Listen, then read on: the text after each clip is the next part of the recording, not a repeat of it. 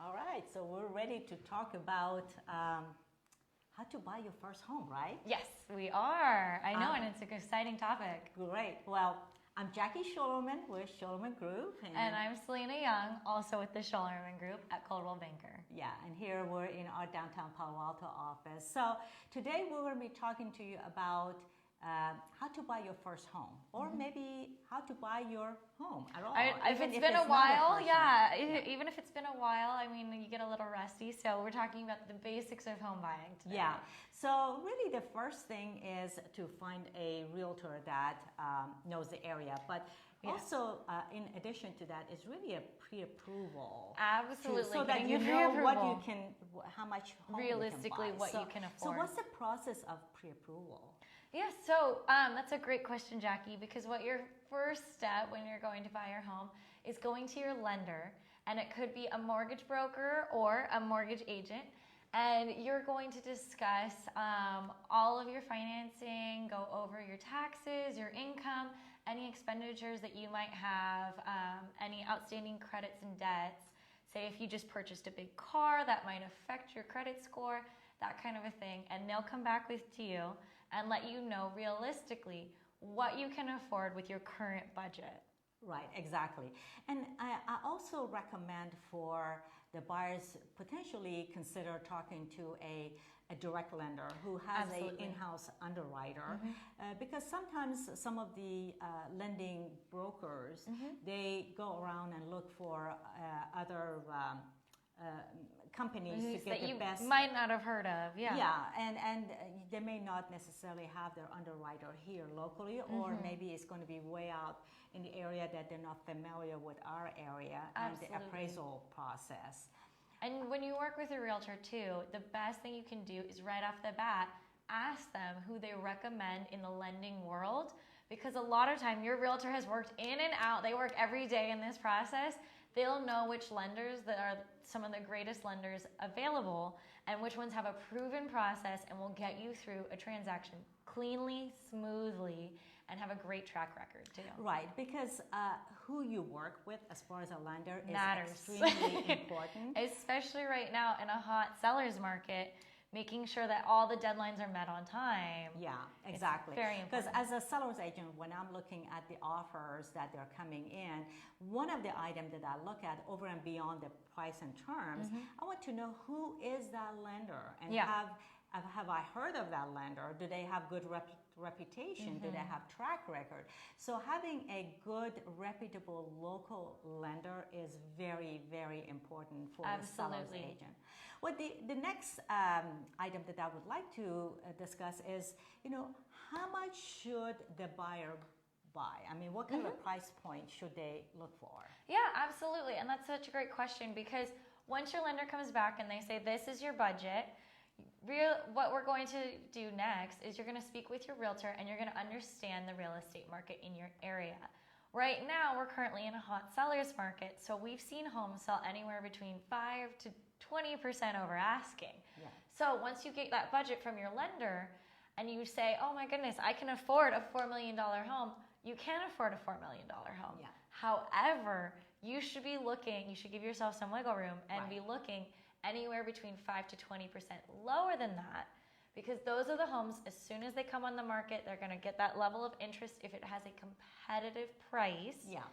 That'll bring in a multiple offer situation, and so you want to be able to go up to your max budget and be competitive when you step into the market. Exactly. You don't want to start looking, let's say your budget is $4 million and you're looking at $4 million, and then you find yourself competing with the 4 or 5 different buyers, and then they're offering another 5, 10, 20% over. Which can be very discouraging. It would be very distressful. So, at the end of the day, our job is to do it as stress-free as possible and to make it a enjoyable process. Absolutely. Yeah. So the next question I have is, how do you select a realtor? Absolutely. So one of the first things that you should do when you're selecting a realtor, one of the greatest questions, is asking what geographical location that they work in. That way you know you're working with a realtor who knows the ins and out of a neighborhood. They know the price per square foot, what homes have come on the market, what homes are available off market too, which is even more important, especially in today's market. Yeah. And then any important features to the home that you might be looking for, they'll know which neighborhoods and how quickly the turnaround is coming. Yeah. What about you, Jackie? What would you advise? My recommendation is always, first of all, get referrals. Yes. And check their references and check their reviews and so forth, and have a consultation with one or two or three realtors to find out which one you relate to best, which one knows the area that you're focused in. And then also the reputation of that realtor is important, because there have been several times that I have submitted an offer that I didn't necessarily have the highest price, but because of my relationship with those other realtors and the seller's agent, they felt comfortable with my offer, and they accepted my offer because they knew that once they accept my offer, it's going to be a smooth transaction through the escrow process. Absolutely. So having that great reputation in the market is the key, and great relationship with all the other realtors in the community. And your realtor will get that great relationship and reputation by having a good process. So while you're interviewing your agent, asking what their process is to help position you to win in today's market, because good process drives great results. Exactly. And it's really, by the time you select your realtor, it's going to be a teamwork. It is. Between the buyer and the agent. It's going to be a team of coming together and then starting looking at the properties, the one that you like, and then strategizing how to position the buyer to win, and what are the terms should be. And as you mentioned, the systems and process of that realtor is a key for a successful transaction in the escrow. So can you tell me, as far as the systems and process, what are involved? I mean, how many people are involved by the time the offer is accepted? A number of people are involved by the time the offer is accepted. So first you've got your agent, then they've got their team, and this could include, as ours does, you have a transaction coordinator, someone who's going to be making sure that all the I's are dotted, all the T's are crossed, that all the paperwork is handled, and that we're meeting every deadline. And as soon as you get into contract, your transaction coordinator will send out a schedule showing you, here's the deadline, here's when we need to do this.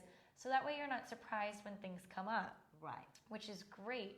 And then you've also got your lender who you're working with constantly to make sure that it's a clean, smooth transaction. Tongue twister, isn't it? Tongue twister. And then you've got the appraiser, and you've got to make sure that everyone is in constant communication with each other. Because on top of that, then you've got escrow and title, and you're constantly checking in to make sure that they have all the paperwork that they need to make sure that we can do the final sign-off. Yeah, Which is and working with the home insurance company, the home warranty company, which is two different companies, and then also dealing with the appraiser, making sure that it gets appraised properly, and in the event if the appraiser has questions, you have sufficient knowledge of the area to answer the question in case if they have one. Or you can also do your own comps and then ask the appraiser if they would like to see our comps and share your comps with them. But that's great. So beyond that, I think when it comes to buyer agent, I really think that buyer agent should really know the neighborhood. Yeah. They know the streets, they know the schools, they know the parks, libraries, and what are the what the homes are selling for, what is the sold to asking price ratio, what are the price per square foot for the house and price per square foot for the land. Absolutely. I mean, there's so many components are involved that a good realtor who knows the market will guide the buyer through that entire process. And that Absolutely. is really shows during the initial consultation, and then also during the entire process of looking at the properties. And then at the end of the day, buyer's agent is looking after the interests of the buyer, and their fiduciary duty is to the their buyer. So the goal of that buyer agent to protect the buyer and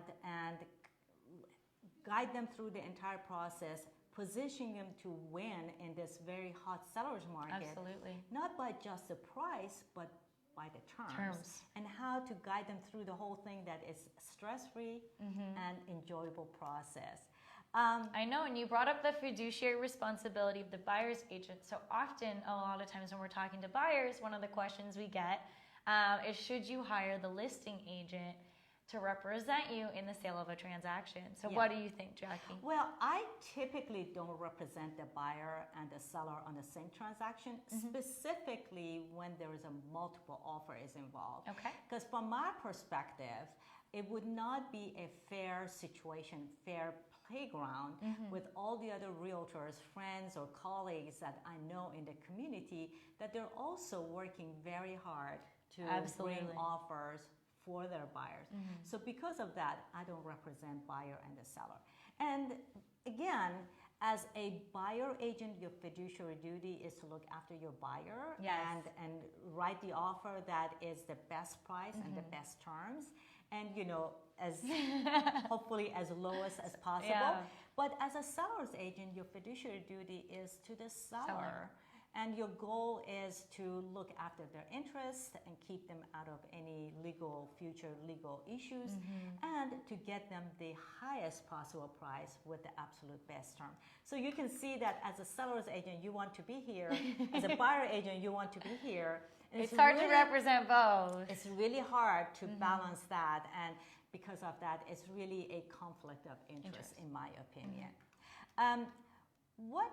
What is involved in being a realtor? I mean, do you just basically show homes that is actively on the market, or I wish it was just that easy.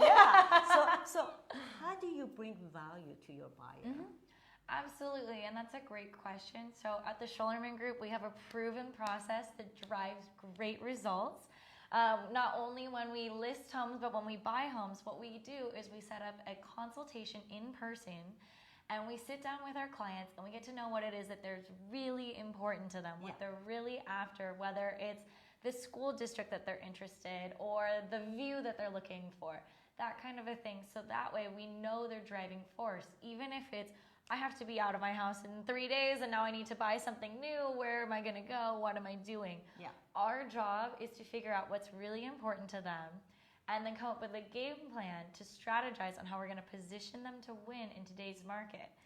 So if they've got a quick move, we know that we're on a time crunch. We know that we have to get the pre-approval in place, that we have to have the proof of funds ready to go, that we're ready to pull the trigger as soon as we see anything that might be of value. Right. As a good realtor, like the offer that we just put yesterday, we had to really be strategically thinking and creative of, what is it that seller want, what is it that the buyer want, and how can we come together so that both buyer and seller are happy with their decision. And on top of that, like in our... We want a win-win situation. Yeah, exactly. And in our team, we have 7 of us, and we all specialize in different areas and transactions and buyer agents, seller's agent, operations, and also Darlene, who basically gets on the phone all day long and calls prospective sellers. So that we can bring our clients all the information about any off-market listings that might be of interest.